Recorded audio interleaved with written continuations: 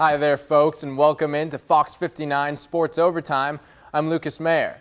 Professional football is still on hold as the NFL lockout continues, but that didn't stop Marlon Jackson from holding a youth charity camp at Northwest High School. It was a dramatic bump day for the Dragon Racing team after calling on Patrick Carpentier to replace Scott Speed. Unfortunately for the Canadian driver, he crashed during practice, effectively ending the team's hopes of qualifying for the Indianapolis 500. The NCAA tournament was once just a dream for the Indiana Hoosiers, but now with a win in March Madness, a 79-66 victory over New Mexico State, Virginia Commonwealth awaits. From there, anything can happen. In Portland, I'm Lucas Mayer, Hoosier Sports Night. For almost a month now, it seems as if the IU defense has vanished. But at Ohio Stadium in Columbus, they magically reappeared and played at a level that we have not seen all season. Empty stands will always make NASCAR officials worried. When it happens almost every race like it has recently, the sport has gone into crisis mode. They've added 2 wildcard drivers to try and spice things up, and maybe that's exactly what they need to do to bring fans back to a once thriving sport. From Indianapolis Motor Speedway, I'm Lucas Mayer, Fox 59 Sports. For 2 consecutive years, the Carroll Chargers have been celebrating with their fans after the Class 4A state championship game at the expense of the Fighting Irish. Referees attempted to constrain the physical nature of the game, but the plan failed. Will Sheehy was involved in 2 skirmishes. One towards the end of the game that happened right here got him ejected and almost led to a full-on brawl on the Assembly Hall court.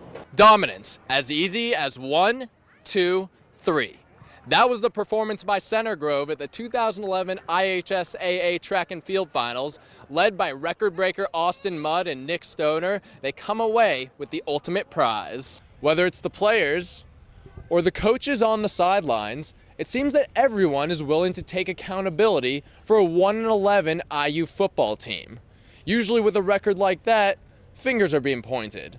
But players and coaches alike realize that everyone must improve. Alex Presley has had an incredible season in the outfield for the Indy Indians and is on the cusp of a berth in the minor league all-star game.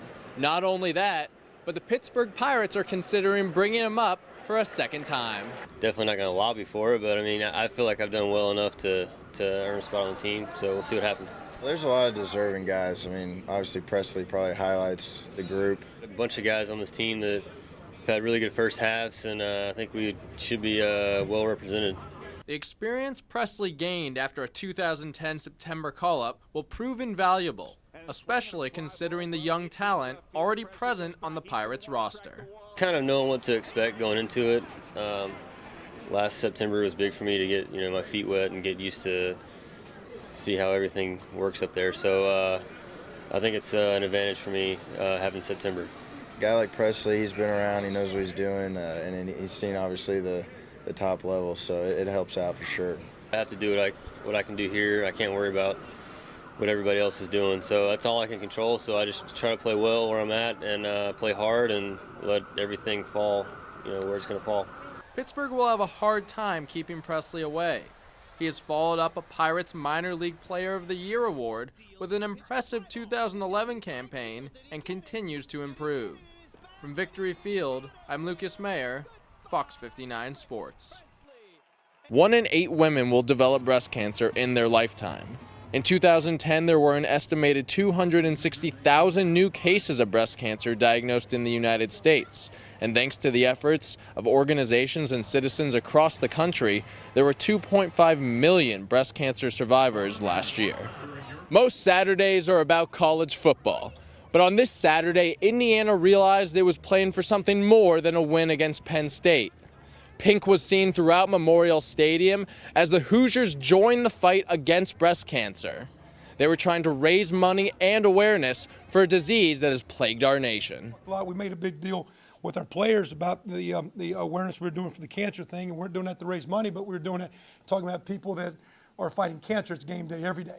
Kevin Wilson tried to use the strength behind the breast cancer awareness movement in order to motivate his team and show them what true struggle really is. It means a lot, and Coach Wilson just brought up things about how people are fighting every day. This is just easy, going out and playing games and beating people.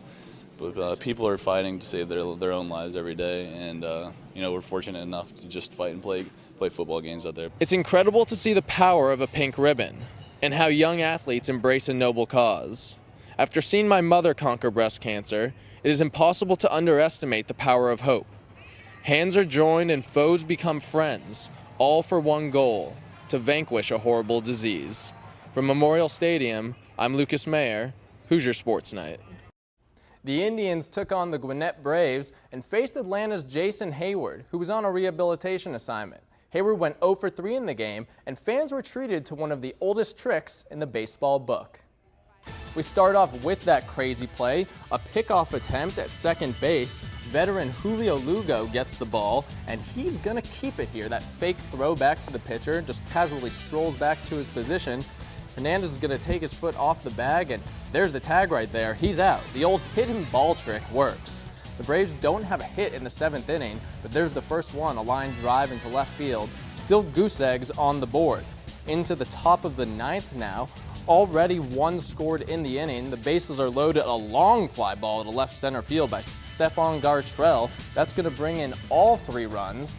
He's going to go for third here. A nice relay is going to get him, but it's too late, and the Indians will fall 4-0. Look at the transition offense here. Oladipo running the floor, and IU's in control, 49-34 going into the half. Boilers still struggling. A turnover, and then look at this pretty behind the back dish. Another Zeller jam. Hoosiers up 18, 4:03 left.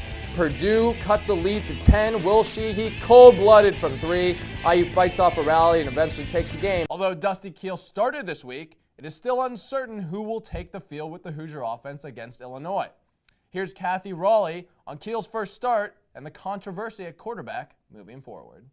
And don't miss our in-studio guest, Alec Purdy from the men's soccer team.